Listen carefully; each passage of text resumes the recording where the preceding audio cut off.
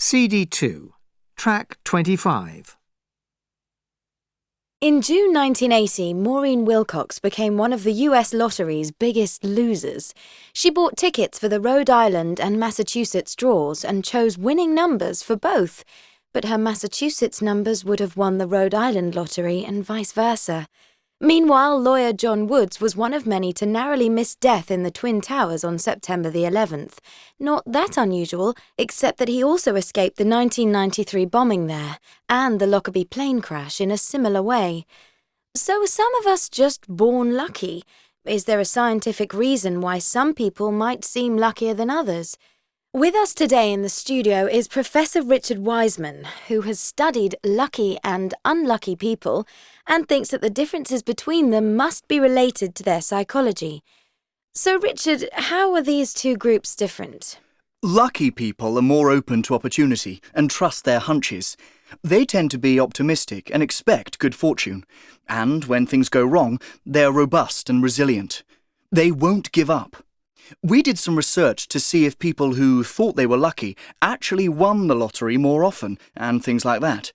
Well, it comes as no great surprise that they didn't actually win more often. No, right. But there was something interesting happening. The lucky people had much higher expectations of winning. They didn't need to win. Their optimism was still boundless. And this is important. It's what psychologists call a positive delusion. Although it's a delusion, it's actually good for you because it keeps you trying. You can't win the lottery if you don't enter, and in many areas of life, having positive expectations makes a favourable outcome more likely.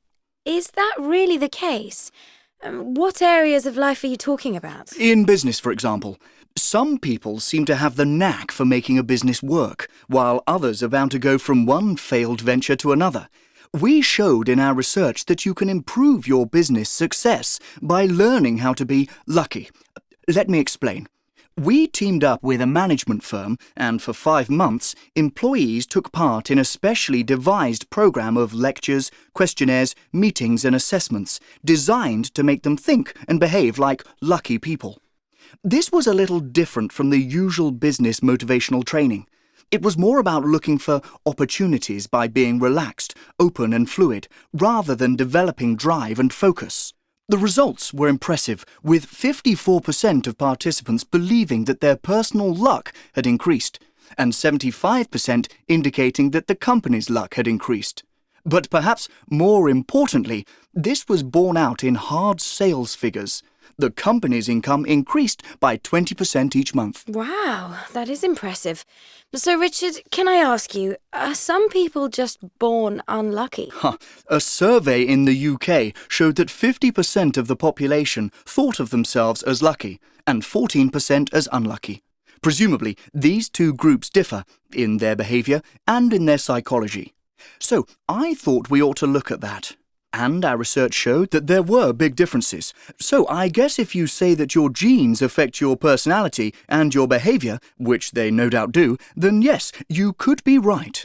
Some people are born lucky or unlucky. Lucky people are likely to create opportunities for good fortune by being extrovert, sociable, and using open body language that gets people to respond to them. They're relaxed and easygoing, and therefore more likely to notice chance opportunities that may turn into a lucky break. They also like variety and change. One man, for instance, breaks routine by thinking of a colour when he's on his way to a party. At the party, he is supposed to speak only to people wearing that colour. This takes him out of his comfort zone of chatting to those he already knows and brings him the prospect of new friends and new opportunities. Lucky people also have positive expectations of life, and things tend to go their way. A famous experiment illustrates how this can work. Psychologists told American high school teachers that certain children in their class were especially gifted. In fact, there was nothing special about these pupils. The teachers shouldn't have treated them any differently, but they began to shower the special children with extra praise and encouragement.